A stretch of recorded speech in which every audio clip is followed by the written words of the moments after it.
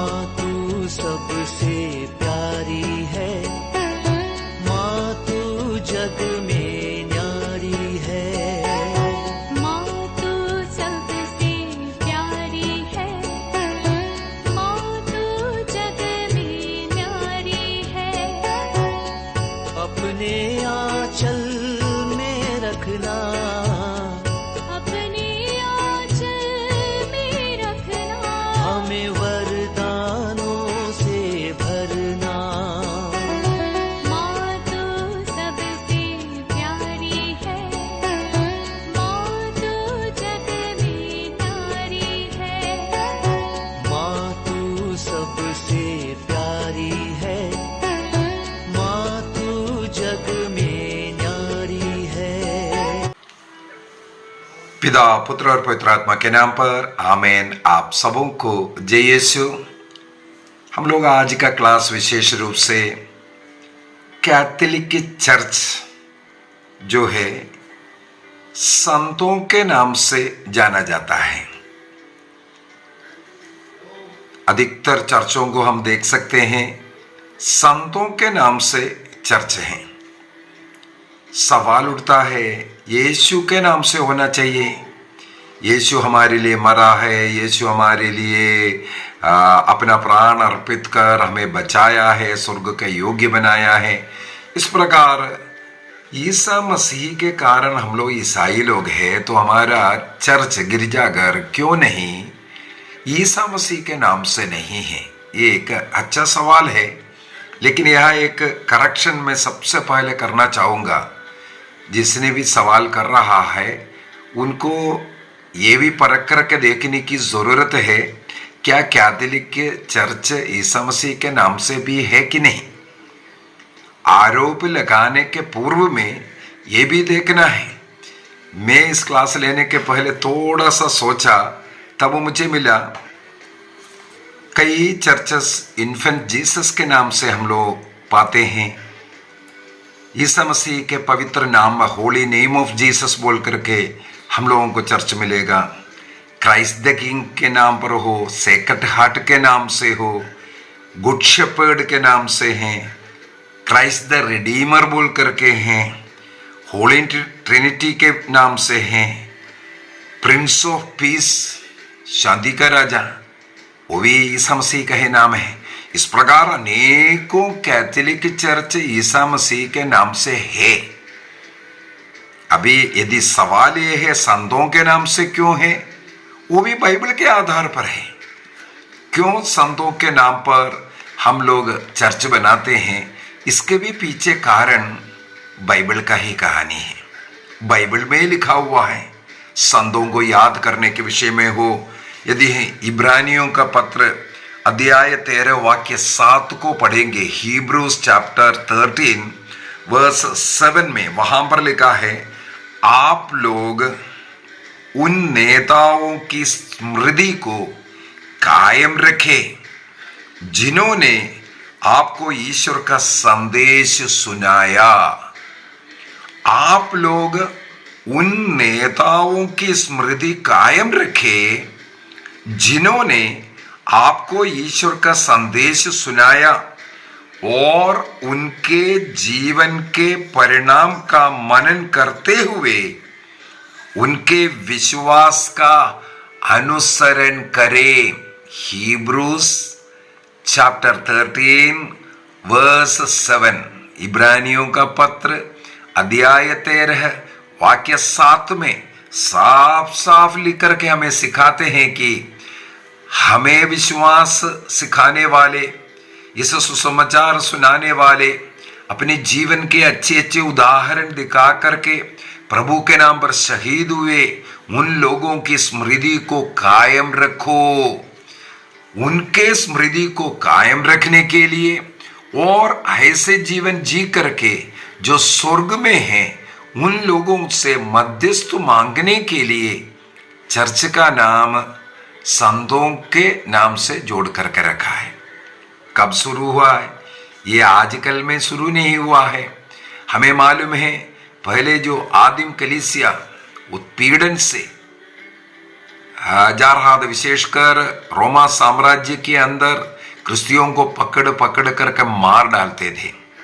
इस प्रकार जो शहीद हुए लोगों के जहां शहादत हुआ, वहां पर उनके नाम से गिरजाघरों को, प्रार्थनालयों को खड़ा करना आदिम काल से शुरू हुआ। ये 16वीं सदी की बात नहीं है, ये आदिम काल से ऐसे लोगों की स्मृति रखने के लिए, बनाए रखने के लिए वहां चर्च गिरजाघर बनाते थे। उदाहरण के लिए हमें मालूम है संत पेत्रुस के नाम से, संत पौलुस के नाम से सब रोम में क्यों गिरजाघर है? जहां उनका शहादत हुआ, उनका जहां कब्र है, उसी के ऊपर ही वहां पर ये गिरजाघर सब बनाया हुआ है। तो ये आदिम काल से चलते आ रहा है। प्रकाशना ग्रंथ उसके अध्याय 3 वाक्य 12 को इसके साथ में जोड़ना चाहूंगा। प्रकाशना ग्रंथ, the book of Revelation chapter 3 verse 12, वहां पर हम लोग पढ़ते हैं, मैं विजयी को अपने ईश्वर के मंदिर का खंबा बनाऊंगा। कौन है विजयी? प्रभु के नाम पर पवित्र जीवन जी करके जो मृत लोग हैं उनको विजयी कहते हैं, विजयी कलीसिया। उनको ईश्वर के मंदिर का खंबा बनाऊंगा। इसके बाद आगे लिखा हुआ 4-5 पॉइंट है, वो भी बहुत ही सुंदर। तो पवित्र बाइबल में लिखा हुआ है ऐसे लोगों को प्रभु का मंदिर का खंबा बनाने के विषय में। कुरिन्थियों का पहला पत्र, पहला कुरिन्थी अध्याय 11 को अगर हम पढ़ेंगे, वहां पर पुराने विधान के जो हमारा फोरफादर्स, ऐसे विश्वासी जीवन जीने वालों का एक लिस्ट ही है। क्यों उन लोगों की स्मृति बनाए रखा है? इब्रानियों का पत्र अध्याय 11 के अंदर ऐसे ईश्वरीय विश्वास में जी करके जो मर गया है उनका वर्णन किया हुआ है। क्यों उन लोगों को अभी स्मृति कर रहा है? क्योंकि उनका उस विश्वासी जीवन के साथ कारण। और इब्रानियों का पत्र अध्याय 11 वाक्य 1 से है। मैंने शायद गलत बोला था, कुरिन्थियों का पहला पत्र कर करके इब्रानियों का पत्र हिब्रूज चैप्टर 11 के अंदर ही पूरा लिस्टिंग हमें मिलेगा। कुरिन्थियों का पहला पत्र अध्याय 11 वाक्य 1 में संत पौलुस स्वयं अपने को वहां पर डाल करके कहते हैं, तुम लोग मेरा अनुसरण करो, तुम लोग मेरा अनुसरण करो, यू फॉलो मी। संत पौलुस का फॉलोवर बनने के लिए कहते हैं। क्यों? क्योंकि संत पौलुस कहते हैं मैं ईसा मसीह का फॉलो करता हूं। ईसा मसीह का मैं इमिटेटर होने के कारण, फॉलोवर होने के कारण, विश्वासी होने के कारण मेरे जीवन में ईसा मसीह को मैं उतार करके जीवन जी रहा हूं। इसलिए तुम लोग मेरा अनुसरण करो।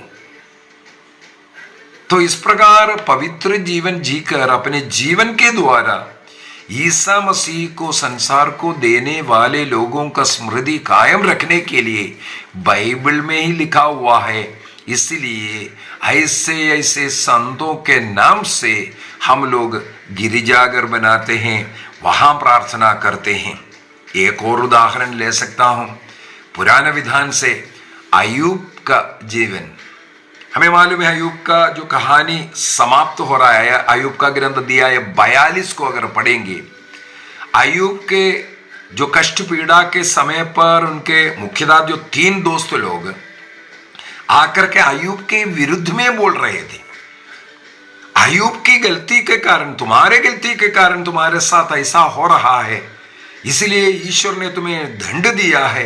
इस प्रकार बोल करके उसको सताने वाले वो 3 दोस्त लोग, जब वे लोग ईश्वर के लिए बलि अर्पित करना चाहा, प्रभु ने उन्हें साफ साफ बोला, तुम्हारा बलि में स्वीकार नहीं करूंगा।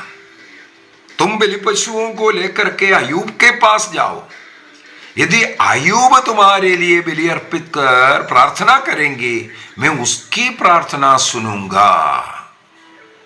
हम लोग वाक्य 5 से आगे अगर पढ़ करके जाएं, वहां पर हम लोगों को क्लियर ये पढ़ने के लिए मिलता है कि अय्यूब इस प्रकार उन लोगों के बलि पशुओं का अर्पित करते हैं, बलि अर्पित करते हैं और प्रार्थना करते हैं। वाक्य 7, 8 और 9 वहां पर हम लोग देखते हैं ईश्वर अय्यूब की प्रार्थना को स्वीकार किया। इसके बाद अध्याय 42 का 10वें वाक्य 10 में अगला वाक्य में कहते हैं, केवल उन 3 दोस्त लोगों को नहीं बल्कि प्रभु अय्यूब को भी इसके द्वारा आशीष दिया।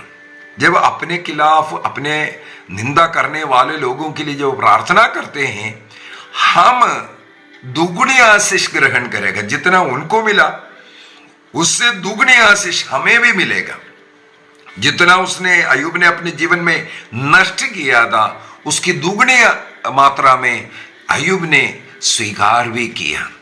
तो वहां पर भी हम लोग देखते हैं अय्यूब एक धार्मिक व्यक्ति था, धर्म मार्ग पर चलने वाला व्यक्ति था। उसके द्वारा अर्पित करने वाला बलि ईश्वर स्वीकार्य करते हैं। प्रकाशन ग्रंथ में भी यही तो लिखा हुआ है, संतों की प्रार्थना के साथ हमारी प्रार्थना स्वर्ग की ओर जाता हुआ। तो किसी संत के नाम से गिरजाघर बनाने का मतलब है उस प्रादेशिक कलीसिया उस विशेष संत से विशेष प्रार्थना मध्यस्थ मांगते हैं। वहां अर्पित करने वाला बलिया, उस चर्च में अर्पित करने वाले सारी प्रार्थनाएं उस संत का प्रार्थना के साथ स्वर्ग में जाते हैं। इसीलिए किसी संत का नाम से हम लोग जो चर्च बनाते हैं, इसका ये मतलब नहीं है संतों के नाम से चर्च बना रहे या संतों की मध्यस्थ मांग रहा है। इसका ये मतलब नहीं है कि ईसा मसीह को एक साइड में किया, ईसा मसीह में शक्ति कम है, संतों में शक्ति ज्यादा है, ऐसी बात नहीं है। ये एक गलत टीचिंग चल रहा है। केवल डायरेक्ट यीशु से प्रार्थना करना, ये बाइबल के अनुसार वो नहीं है। बाइबल के अनुसार हम संतों की मदद मांग सकता है, संतों से हम अनुरोध कर सकते हैं। और यूहन्ना का सुसमाचार अध्याय 2 का जो वर्णन को अगर हम लेंगे, अध्याय 2 में काना के विवाह में ईसा मसीह, उनके शिष्य लोग भी निमंत्रित थे और उनके मां भी उधर थे। क्या ईसा मसीह को मालूम नहीं था वहां अंगूरी खत्म हो गया, उनके घर में समस्या हुआ? ईसा मसीह जिस घर में निमंत्रित है, स्वागत किया हुआ है उनका, जिस घर में उपस्थित था, उसी घर में संकट आ गया। लेकिन उस संकट मोचन के लिए कौन कदम उठाया?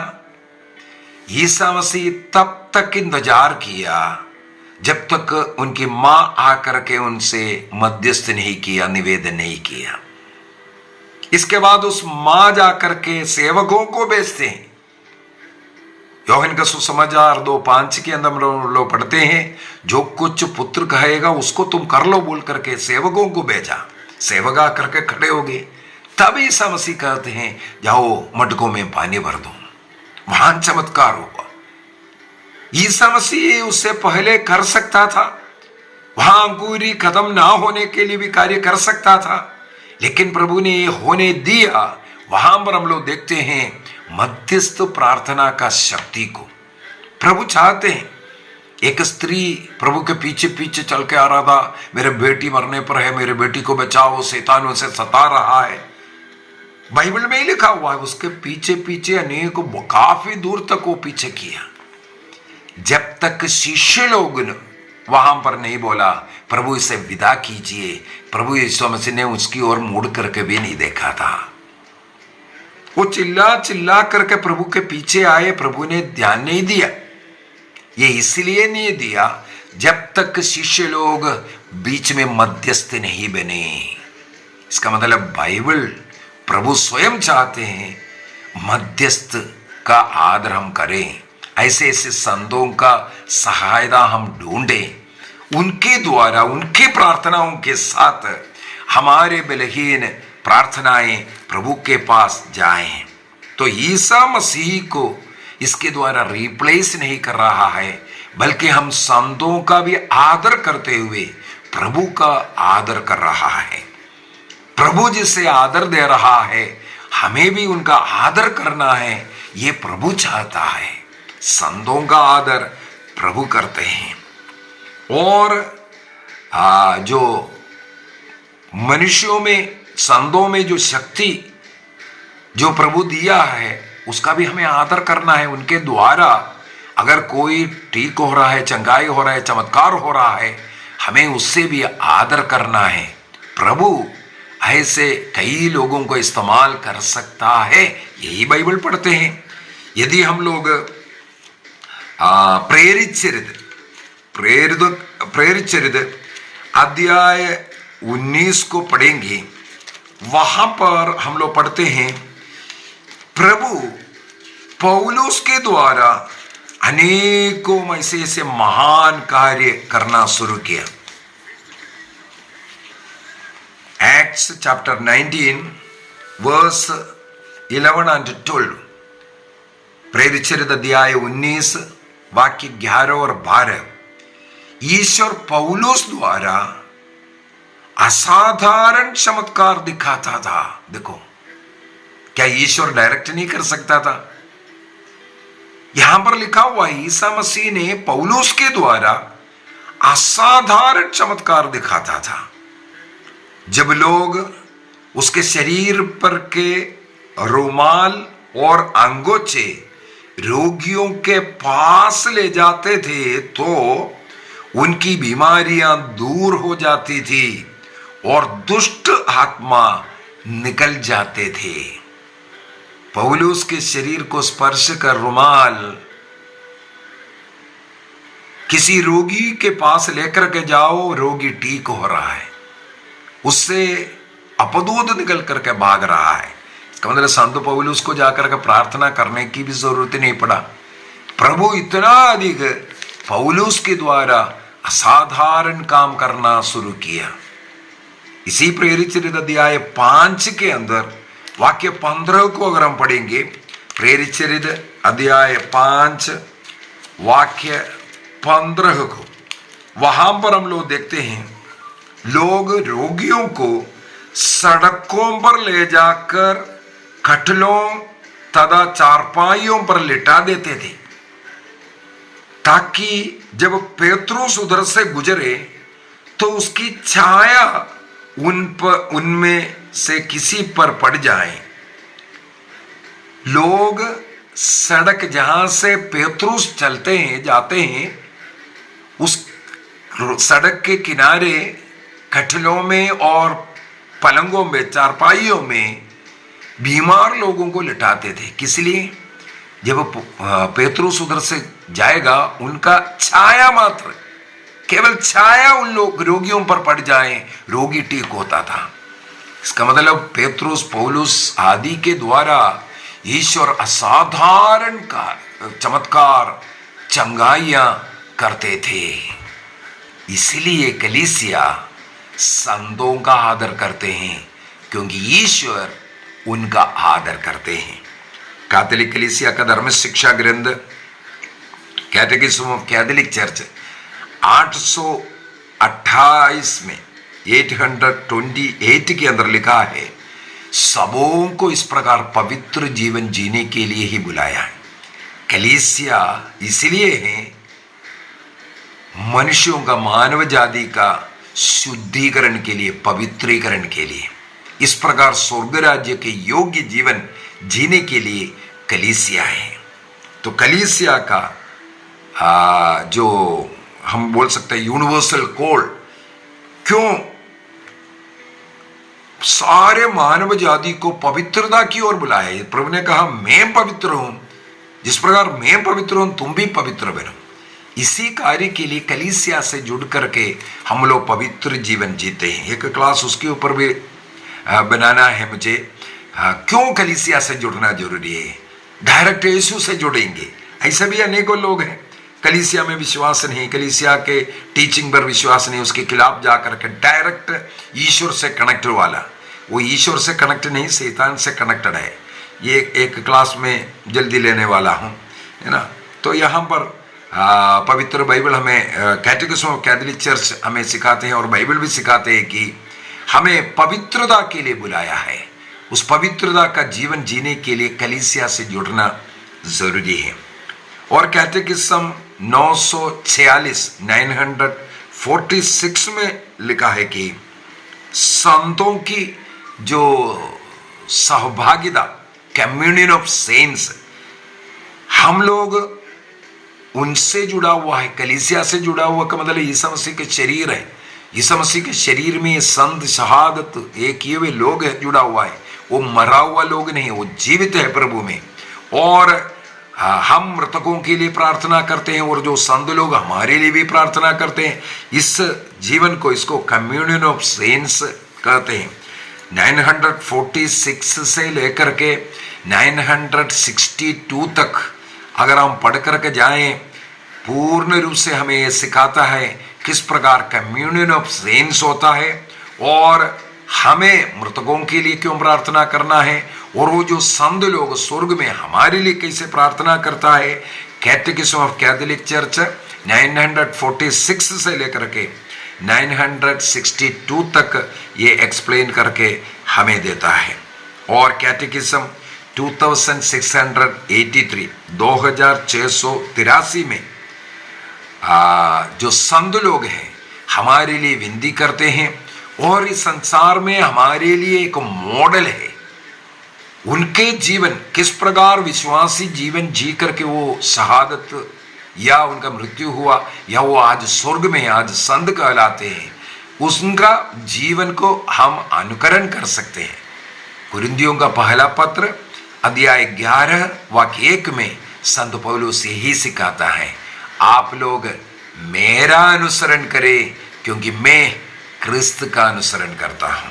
आइए हम अपनी आंखें बंद करें।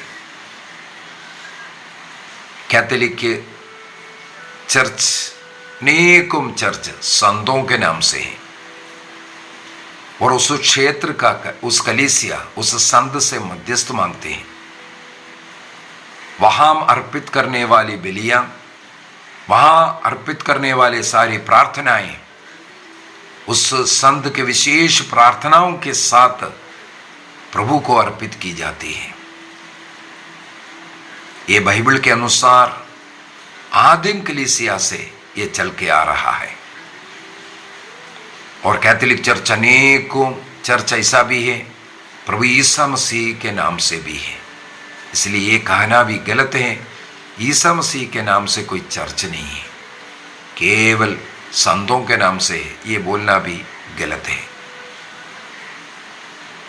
प्रभु हम सबों को आशीष प्रदान करे। पिता, पुत्र और पवित्र आत्मा के नाम पर आमीन। आप सबों को जय यीशु।